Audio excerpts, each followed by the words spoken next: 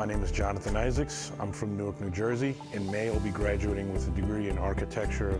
I will be working for CallisonRTKL in New York City, working on retail architecture. It feels amazing. I get to be involved right off the bat and see a lot of my experience at NJIT really being impactful in the field right away. We had the opportunity to actually work with masons from the local masonry union of New Jersey. All of the students in architecture in our studios were able to work together, really go through the process of designing something that will be built on campus and remain there for an entire year. I got to go through learning how it is to communicate with construction experts and really feel successful about what the experience at NJIT is really like. I can start to make a difference in the community and actually get involved hands-on a more professional level.